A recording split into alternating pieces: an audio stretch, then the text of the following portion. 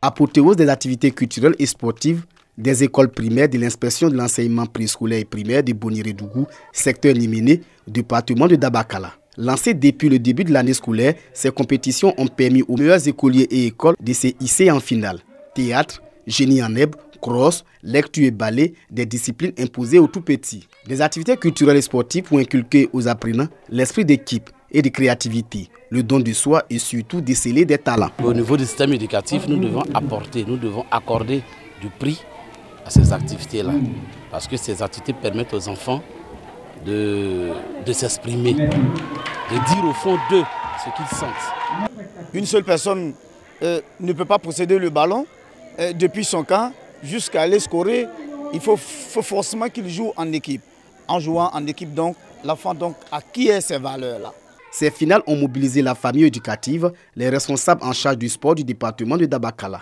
Le parrain salue cette initiative qui permet aux enfants de s'épanouir à travers la culture et le sport. Les activités socio-culturelles ou de la vie scolaire sont très importantes parce que ça permet de développer la confiance en soi, ça permet de développer les capacités psychomotrices des enfants, ça leur permet de se frotter à d'autres jeunes du même âge et de se faire de nombreux amis. Les meilleurs écoliers et écoles sont répartis avec des trophées, des enveloppes, des diplômes de participation et des kits scolaires.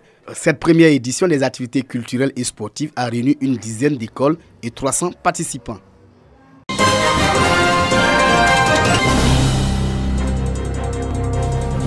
Plus de 96 cas de grossesse précoce à l'école enregistrés dans la région du Hambol. Au primaire, 3 cas. Au secondaire public, 88 cas. Et 5 dans le privé pour cette année scolaire 2020-2021. Le lycée moderne Henriette Dagri-Diabaté de Tafiré n'échappe pas au fléau avec 21 cas. Lycée municipal Henri Konabédié de Niakara 10 cas. Collège moderne de Bouniré 38 cas. Et le mal prend de l'ampleur dans les établissements scolaires de Dabakala et Katiola. Je prends les cours normalement. Je dis à mes camarades de ne pas faire comme moi. Ce n'est pas ce que je voulais. Je voulais finir d'étudier avant de faire un enfant. Nous les parents, nous avons démissionné quelque part. Lorsque l'enfant déroute, on n'est pas capable de lui donner des conseils et de le mettre sur le droit chemin. La situation interpelle les autorités de la région, d'où une tournée de sensibilisation et d'information à lutter contre les grossesses précoces en milieu scolaire. Une initiative du Conseil régional du Hambol, représentée par ses vice-présidentes. Il s'agit d'une riposte afin de renforcer la lutte contre le phénomène. Nous proposons l'installation des clubs d'éveil et de prévention sur les comportements à risque.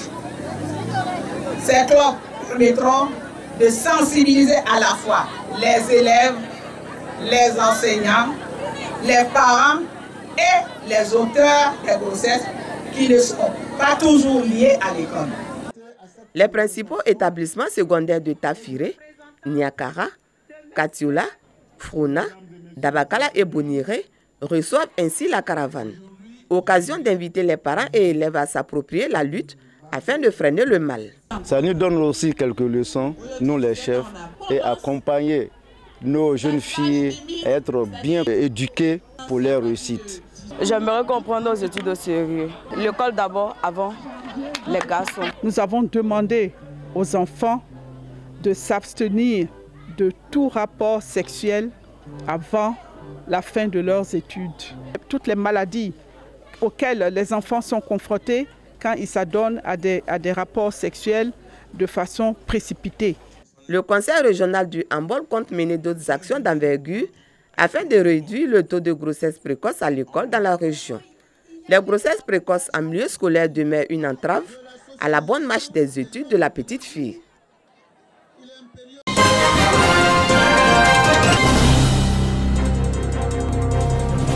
Ce sont les futurs visages des mathématiques en Côte d'Ivoire et dans le monde. Pour la première édition du concours de détection et de sélection des élites mathématiques baptisé Mini-Miss et Mini-Bagnon Mathématiques, 300 enfants dont 150 filles des écoles de la région de la May sont concernés.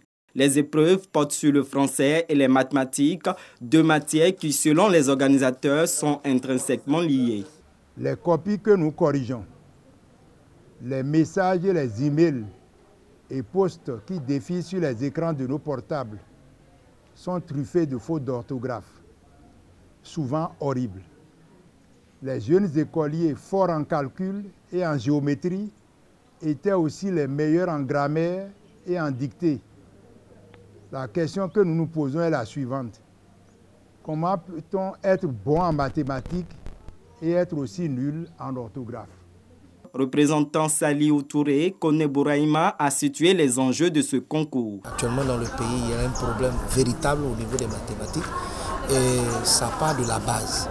Et comme on veut résoudre les problèmes sérieusement, on est obligé de venir à la base et aujourd'hui on est venu pour le concours mini Miss Mathématiques, mini Bayon Mathématiques pour permettre à la Côte d'Ivoire d'avoir cette essence-là que le président Houphouët en son temps avait lancé pour qu'il y ait des générations qui aillent étudier pour ramener les connaissances technologiques.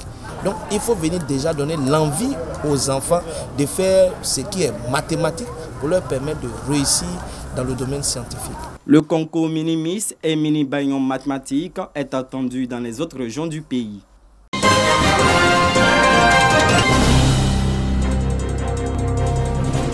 Des chefs de village et propriétaires terriens du département de Bouaké à l'école. Un seul module au menu de cette session de formation, la sécurisation du foncier rural. Cette formation intervient dans le cadre du projet Appui au renforcement des capacités opérationnelles des organisations de la société civile ivoirienne pour le suivi citoyen de l'accord de partenariat économique intérimaire en Côte d'Ivoire. Au plan national, le projet est conduit par la plateforme à l'aide foncier. Cette sécurisation a pour objectif de limiter les conflits fonciers. Et c'est pour créer un climat de cohésion sociale que nous autres, organisations de la société civile à l'aide foncier, nous prenons part à cette sécurisation en faisant le plaidoyer auprès de l'État. Plaider auprès du gouvernement pour une prolongation du délai de la loi de sécurisation du foncier rural. Accompagner financièrement les chefs de village et propriétaires terriens pour l'obtention des titres fonciers. Des recommandations des ONG partenaires. On dit à l'an 2023, c'est fini, ça appartient à l'État. Mais nous demandons à ce même État de revoir les choses. S'ils peuvent pousser, s'ils peuvent donner une subvention pour faire comme ils ont fait avec la délimitation villageoise, alors nous serons à l'aise.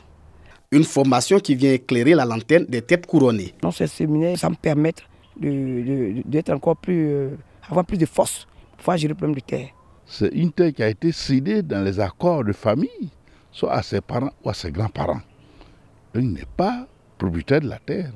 Il faudrait qu'on arrive à lui expliquer. Depuis le 23 décembre 1998, la loi relative à la sécurisation du foncier rural a été adoptée. Cette loi vise à protéger les droits de tout individu sur une parcelle appartenant au domaine foncier rural.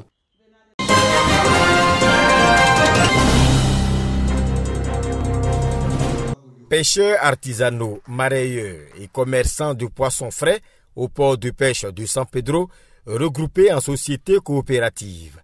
Ils veulent ainsi voir leurs conditions de vie et de travail s'améliorer.